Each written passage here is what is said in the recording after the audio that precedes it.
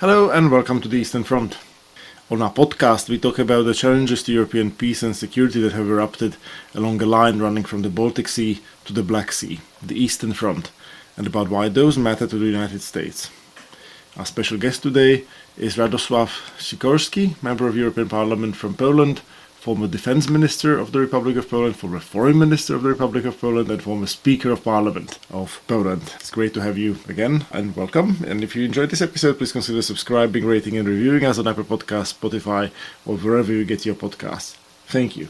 Radek, always a pleasure to have you back. There are lots of different things we could talk about. What caught my attention was your really clear-eyed piece in the Foreign Affairs magazine, where you touch on this perennial question of European strategic autonomy, on Europeans doing enough for their defenses, on European strategic thinking and the sort of positioning of the European continent in this emerging power competition between the United States and China. And you make lots of non-trivial observations and claims about this upcoming dynamic. But perhaps to start from the basics, you identify a number of related obstacles to Europe acting as a unitary actor on the global stage, from institutional ones through financial ones to the fact that European countries just see their strategic environments very differently.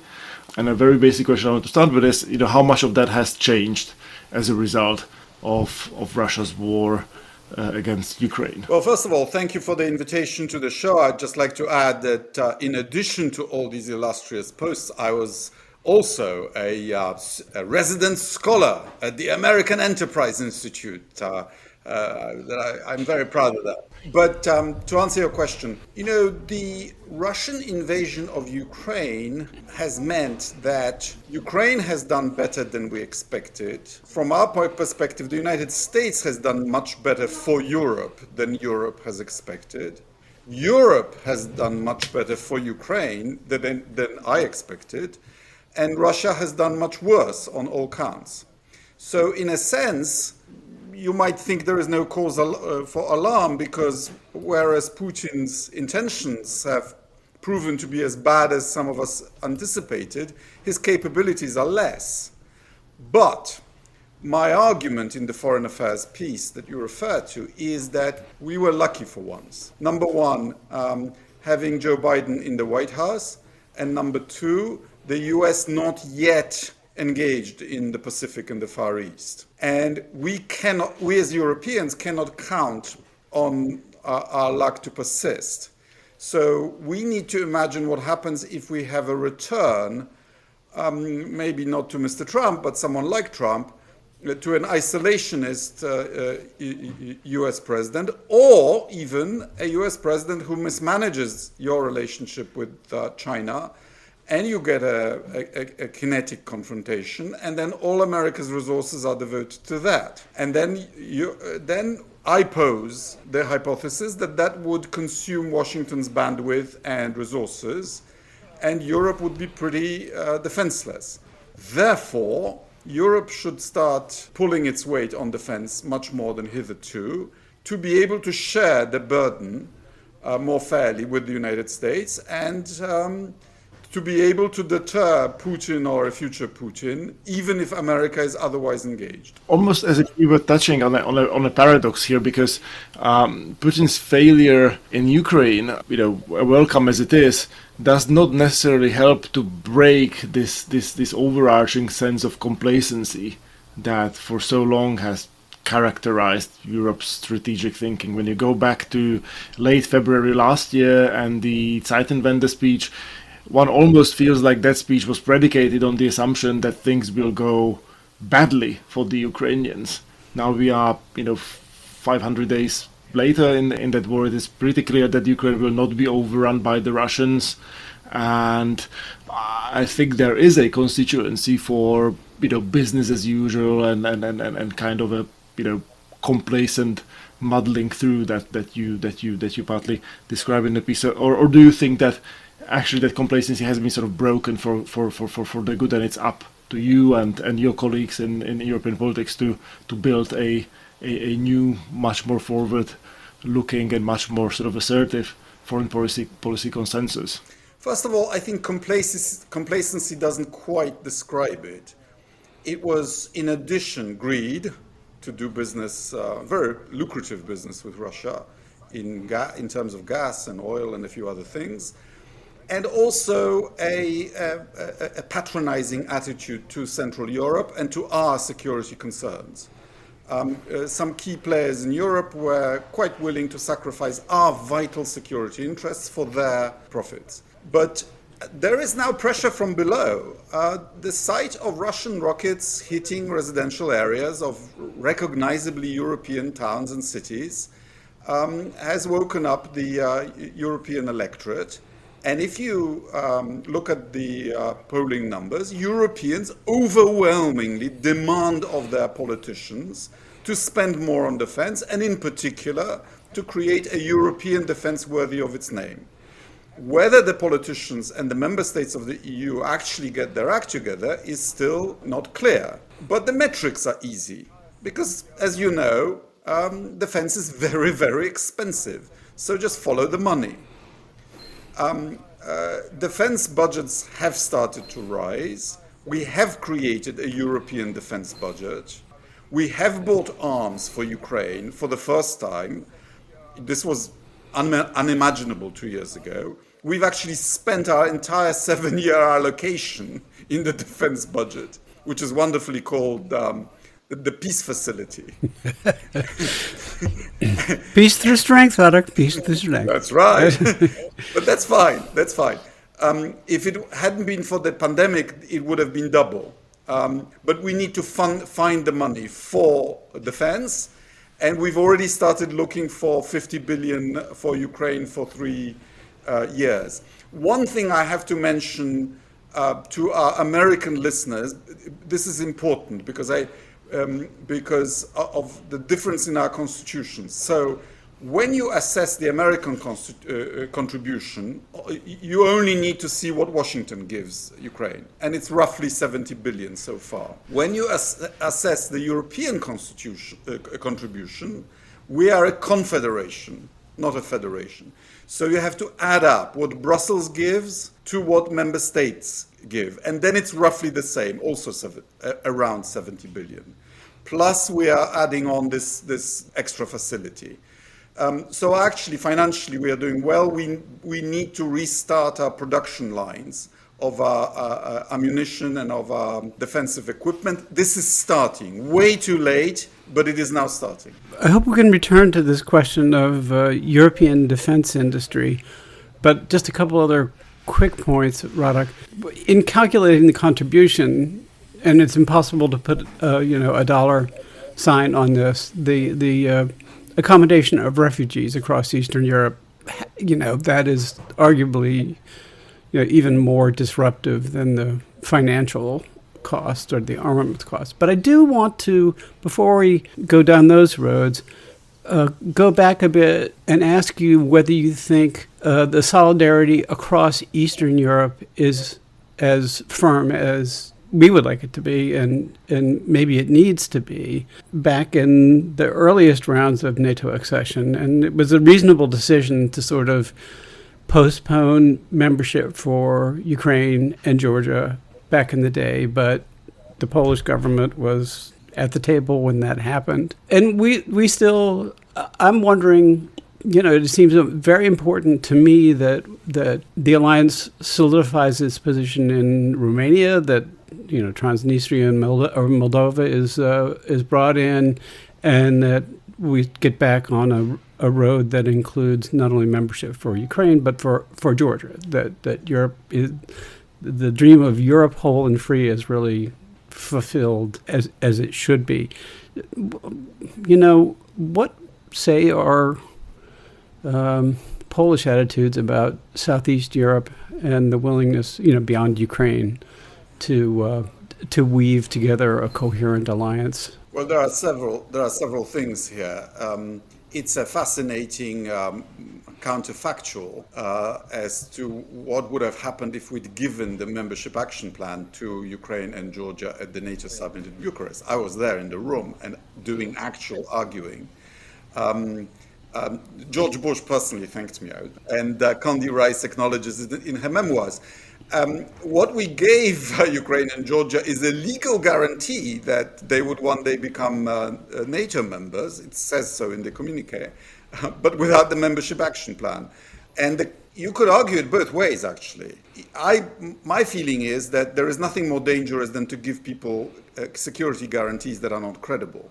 So if we'd given them membership action plan and membership, and then not actually defended them, then NATO itself might have been in danger of dissolution, actually. Whereas, would Putin have been deterred with a kind of political rather than military membership for those two countries? We will never know. As regards Eastern Europe, well, there is the Bucharest Nine, the group of countries that really feel threatened by Russia. And those you can count on because for them it's existential. You know, as I point out in the foreign affairs piece, the level of security across the European continent is very uneven. You know, in your country, Texas and Washington State are equally safe because neither Canada nor Mexico are likely to invade the United States anytime soon. Whereas the level of security vis-a-vis Russia in Estonia and Portugal is radically different, right? So that's another. And of course, the outlier in this is Hungary. And you tell me why so, you know, do they have a secret deal with... Though Hungary is included in Bucharest 9, Sure, right? but they delay every package of sanctions. They say weird things. They visit Belarus. They still buy Russian oil.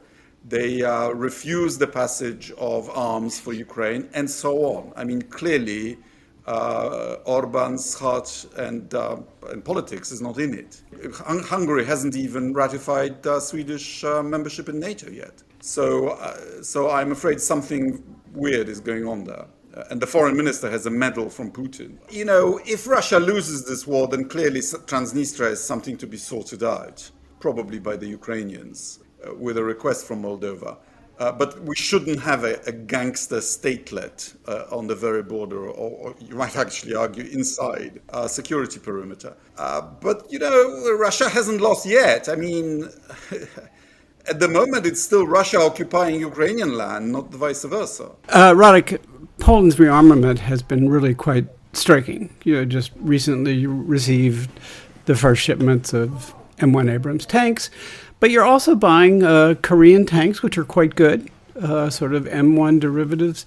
And I wonder whether, you know, I do believe it's important for all alliance members to really get its Defense Industrial Act together.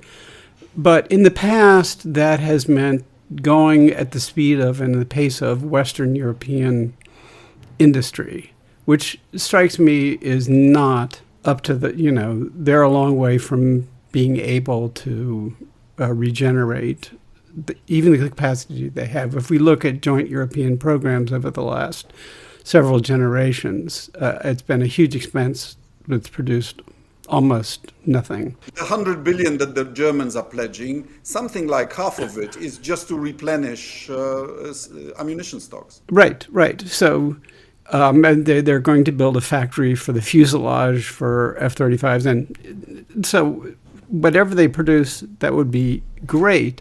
We must go back to the old system of paying companies just for maintaining production lines. Correct. It's a good question how to organize this sort of across the Western world to include Korea and Japan and Australia and others, because not even the American defense industrial base is capable of getting us to where we need to go in the time available. So you pushed the button on for me.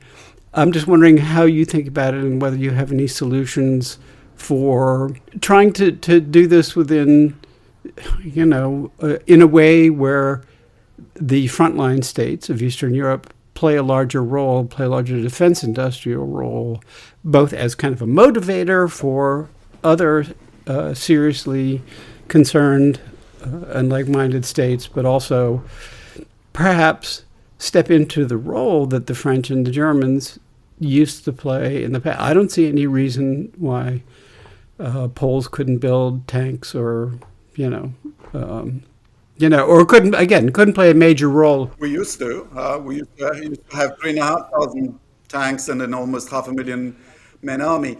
But I support Poland's raise of its defense spending from 2% of GDP, and we have a super law that guarantees the military 2%, and so we've been spending a consistent 2% for the last 15 years, unlike some Haphazardly. others.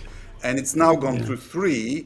I'm a little concerned that the contracts are being signed apparently quite hastily, and Poland is just sucking up everything that is available on the international market. One wonders whether the industrial opportunities to do with that are being fully utilized. But time is of the essence, so I'm not going to criticize that. Only the United States can have a full spectrum defense industry on the Western side.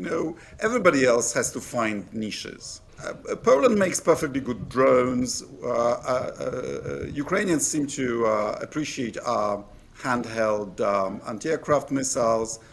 We make some good howitzers, good APCs. The European Defence Agency has these 40 programs that are supposed to pool resources in creating these future systems, so that we don't have to choose between current national producers, right? But it's all glacial, I'm frustrated because we've been at it for more than a decade, and none of these systems has yet been deployed.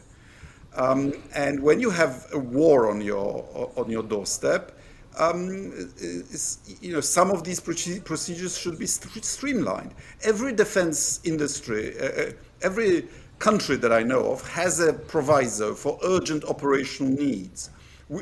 What's a more urgent operational need than a war on your doorstep? So then you point, going back to your European Affairs article, to a paradox. So let me ask you the leadership question. On the one hand, you, and we do it regularly on this podcast, lament the role of Germany and how slow they've been to do their Zeitenwende. And on the other hand, you point out that there is a recent history of European powers taking matters, including foreign policy of the EU, into their own hands, and then it doesn't end well, such as Minsk I and Minsk II. And so with this dilemma in mind, and what you point out, that we are not a federation but a confederation, can we develop common foreign and security policy and defense policy specifically without leadership, without national leadership? Because on the other hand, we do not have, and I don't think we will anytime soon, have a national leader that is recognized by everyone and doing a great job. It cannot be Germany, as you point out. It cannot be France, as we know. It also does not have Oh, wait a second. Germany is a quarter of the European economy. France has a diplomatic and bureaucratic culture that is still strategic and global. Of course, they should make very important inputs into this. And we have already pledged ourselves to have foreign policy and defense policy in common. I signed the Lisbon Treaty in 2007. Read it, Article 25. It is explicit. It's just that some member states are in breach of the treaty. But they have been, particularly Germany and France, in so many recent examples. And so how do we then go forward to consolidate where we're still lacking? Yes, we have a Central and Eastern European higher threat perception of Russia. It's not shared in Spain and Portugal due to historic and geographic reason. But they agree that Putin is a bad guy who needs to be stopped. Absolutely. Everyone across the West agrees, right, with the weird exception of Orban. But how do we then get the EU as a whole to internalize the reality that we've been hiding from over the last 2 decades, that war might be inevitable within the EU, but it's very present at the borders. Within the EU, it's no. Wait a second.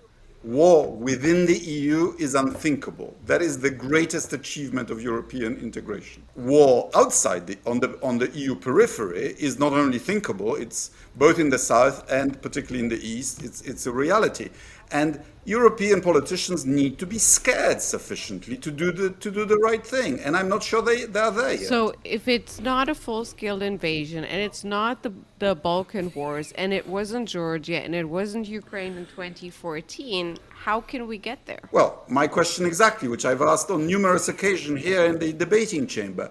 What disaster will it take for you to start taking defense seriously? And I thought the war in Ukraine would be sufficient, and hopefully it still will be, but it's frustratingly slow. But is it then a matter of finding is it a matter of leadership that we haven't managed to convince about a common threat perception across the EU, or is it something else, you think? Well, leadership matters, and next year we have a European election and then a new commission.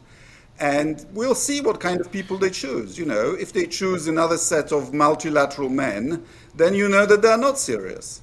And if they choose people who will tell them what needs to be done, then there is hope. If I may, so this idea of the necessity of common threat perception strikes me as being somewhat overrated in the following sense. So you, Radek, you wrote some time ago in the Post this piece on the transatlantic relations, where you made the point that Poland decided to join the US effort in Iraq, not because Warsaw would be scared of the prospect of Saddam Hussein acquiring chemical weapons, but simply to signal that Poland was serious about its role in the alliance and its reliance on the United States. Also as an investment in the Polish-American exactly. alliance. We feel your pain. We hope that you will feel ours. So in a similar vein, when you look at the French peacekeeping operations in Mali, the Czech Republic was the largest non-French contributor to those efforts. Again, it wasn't because the Czechs would be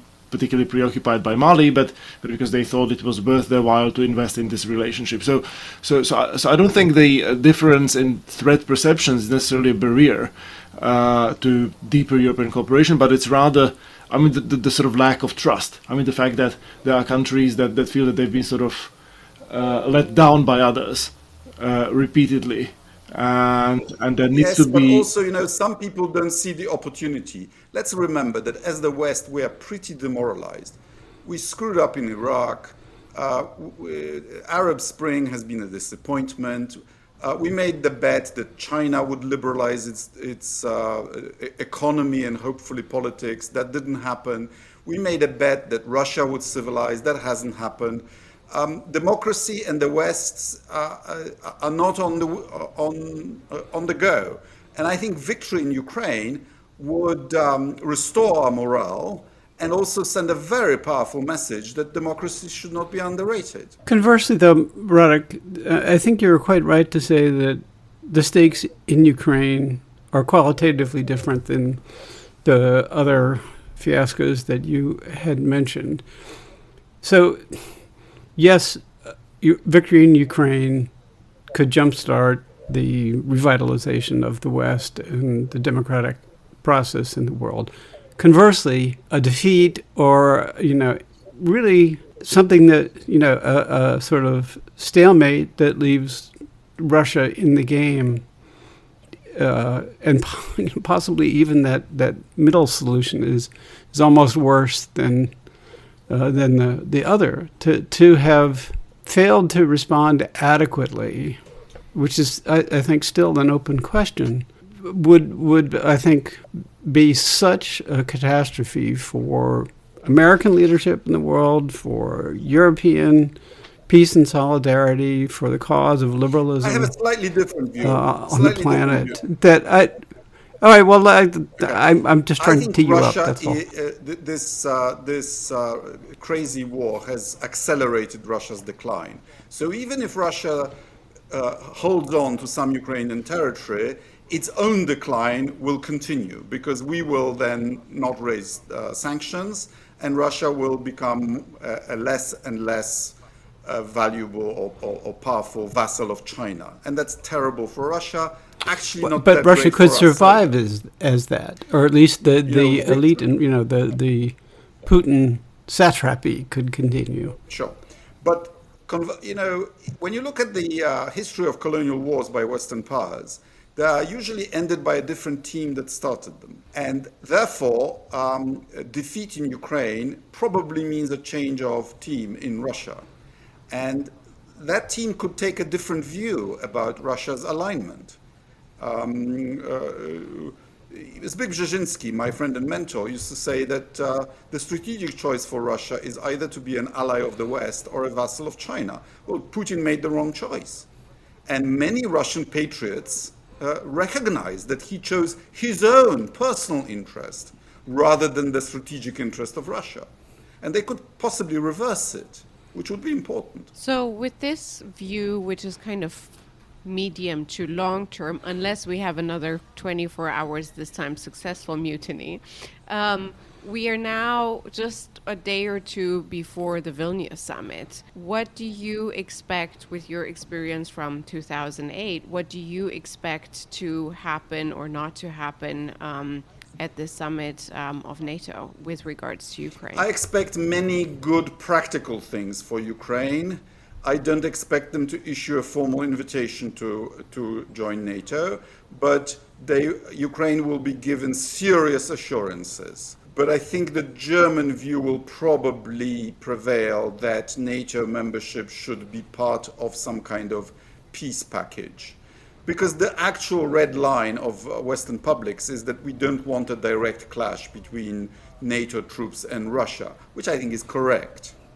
And if we gave Ukraine NATO membership now, that's what that would mean. So we will help Ukraine win. I fear that we didn't give them enough to win this year, and with the hope of Western integration, both regards the EU and NATO in due course. So Ukraine should take encouragement from that, because the promise of EU membership, being a candidate and then hopefully opening negotiations in December, that's a big deal. And it means that Ukraine will be receiving tens of billions of euros of investment, and many times that in private investment. We will certainly do a post-mortem after the summit to see what has come out of it. I don't think anybody has been advocating for Ukraine to join while in the middle of a shooting war with Let's not say Russia. everybody. I think the sort of Well, Ukraine has been advocating for it. the real question is of how of a sort of credible expectation can there be offered to Ukraine that they will be joining at the earliest opportunity once the war is over, in whatever form. Look, in a certain sense, Ukraine already has more than membership, because people misunderstand what Article 5 says. It doesn't actually oblige you to go to war on behalf of the attacked country. It obliges you to react, and we've reacted pretty powerfully.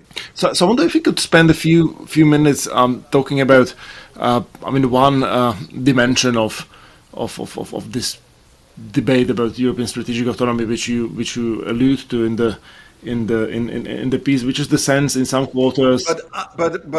But I argue for a European defense policy worthy of its name, in alignment with the United States, without the Gaullist overtones. Okay? Well, so that's exactly where I was getting with this next question. So there are those in Europe who, for whom it has been a priority that Europe not only be able to act alone on its own independently, but also that it does so autonomously of the United States. Which is a pipe dream, both as regards capabilities and politically.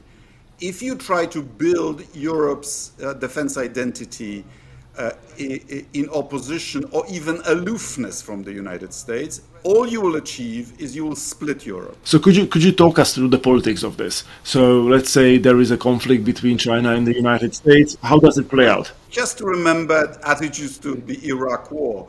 And remember, people in Europe were pretty skeptical about the Iraq War.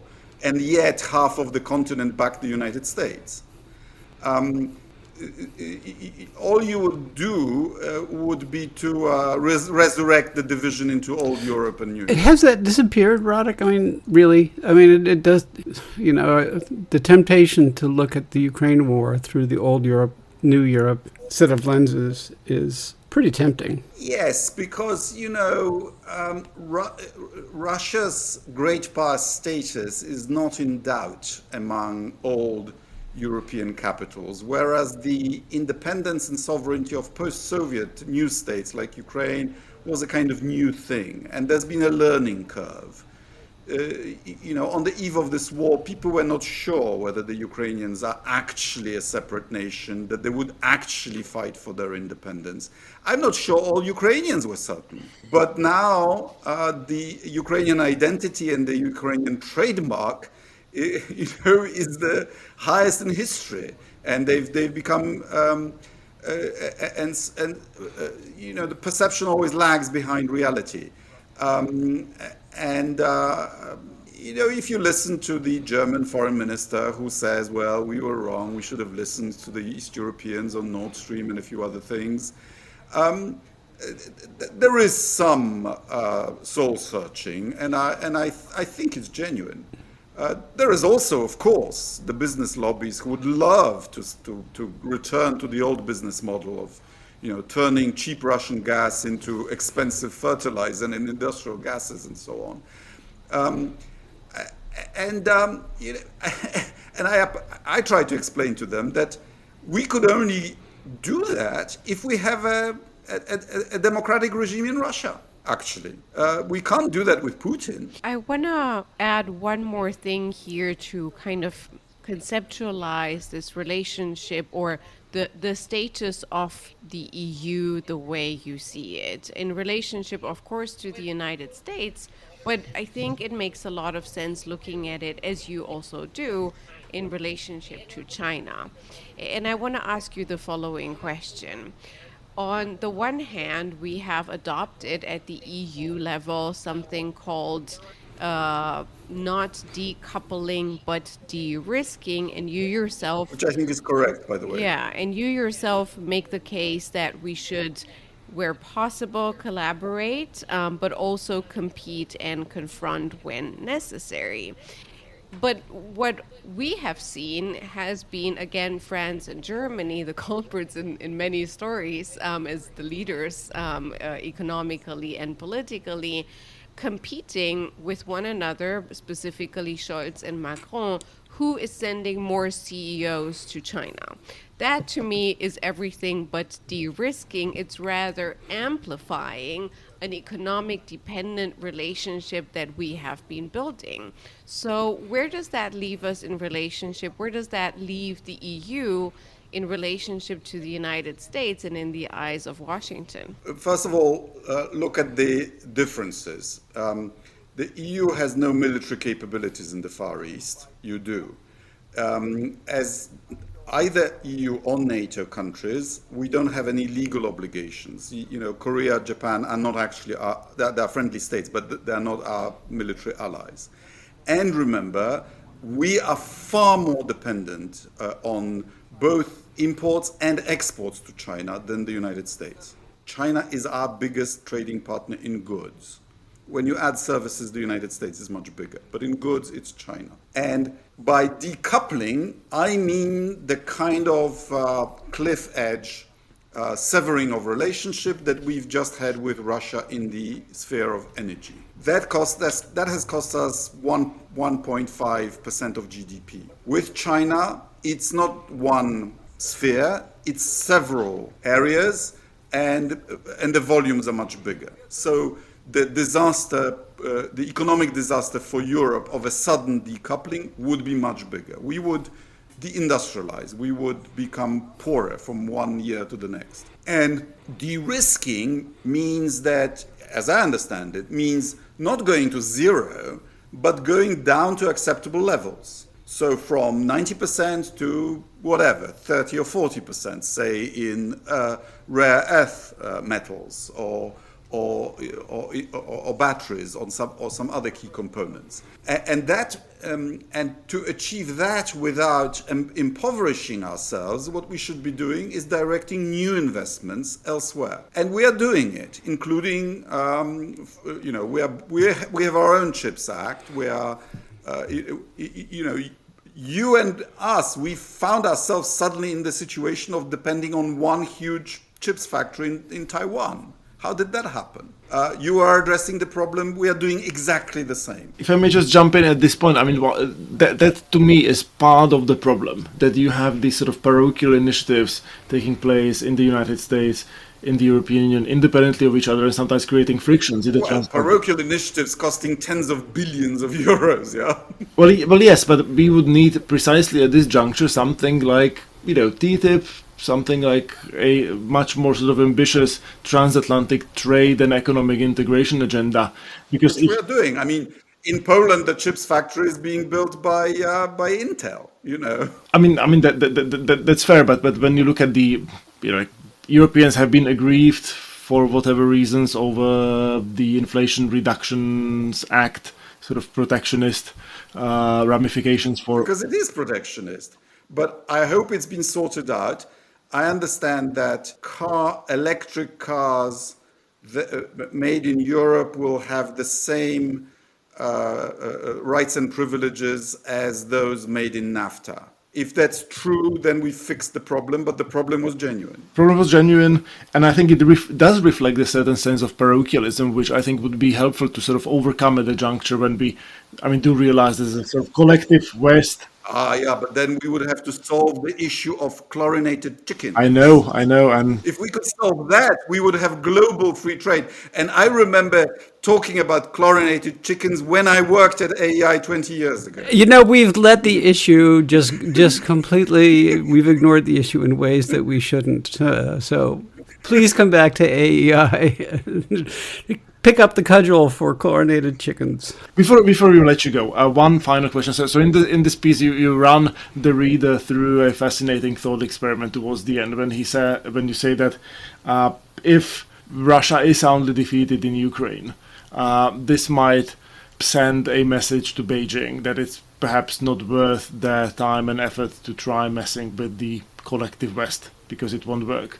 But it might encourage China to seek further, concessions and influence in the Far East, including especially to the north of China, and an idea of a Chinese-Russian conflict over territory or the Chinese sort of taking over parts of that sort of Russian dominion in the Far East might not be unthinkable, suggesting that this sort of seeming alliance between Beijing and Moscow is far more fragile and opportunistic than it seems. So could you sort of walk us through the logic of that, and how likely do you see a sort of Chinese-Russian tensions rising as this war hopefully comes to a victorious end for Ukraine? The actual ideology of both China and Russia is the same. Make China great again, make Russia great again, right? Except that Russia is declining at an accelerated rate, and China, by comparison with Russia, is getting more and more powerful. And Russia's military presence in the Far East was insufficient, really, even before this war. And if Russia stays under sanctions, whatever happens in Ukraine, the disparity will grow. And you are already seeing things that would have been difficult to imagine 10 years ago, namely China bringing back the usage of Chinese place names on the Russian side of the border in Outer Manchuria. So Vladivostok is now described in China as Hanshenwei, which was its original name before the Treaty of Beijing of 1860, and one of the unequal treaties, under which Russia grabbed that part of China. And it was a result of the Second Opium War.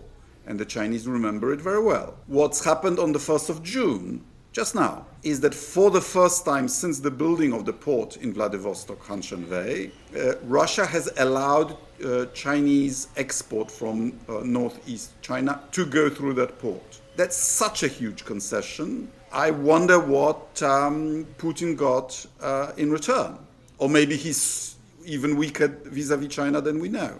If I may add to that, in the same vein of the data, China is also for the first time using Russian ports in the northern part on the coast of the Caspian Sea.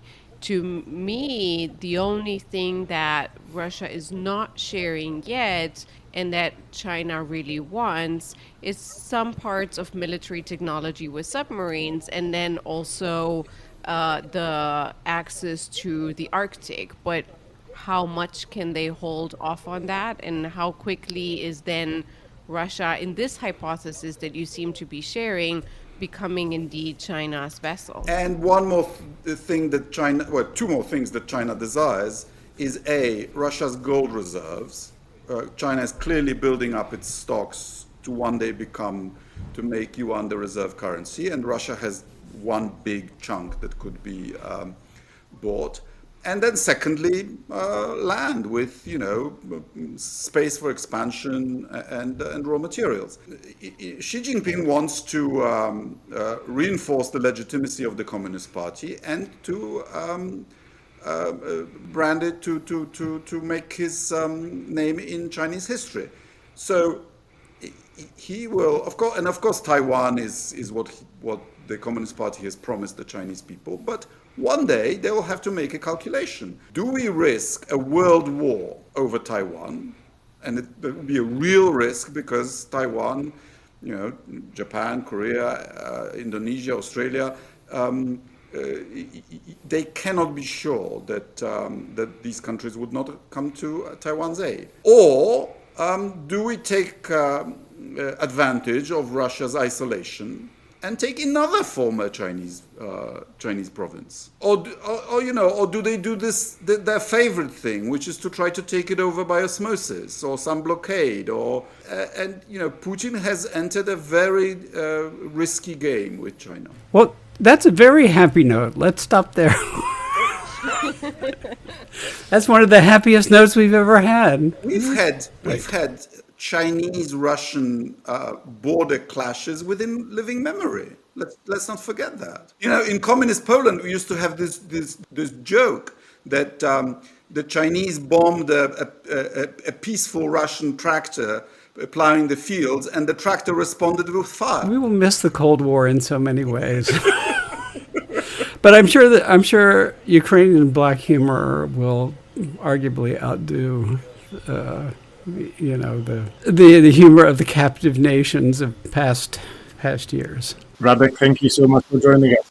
Good, we need to let you get back to your business. From Dalva Rohaj, Giselle Donnelly, and Julia Zoja. Thank you for listening to The Eastern Front, a podcast dedicated to security challenges that have erupted along the line running from the Baltic Sea to the Black Sea. You can find more episodes, additional content on our website, aei.org, on Apple Podcasts, Spotify, or wherever you get your podcasts. Please do get in touch with us on Twitter using the hashtag EasternFrontPod, written as one word. Don't forget to sign up for the Eastern Front's newsletter through the link included in the show notes to receive more content from the Eastern Front. If you enjoyed this episode, please consider subscribing, rating and reviewing us. Thank you and goodbye.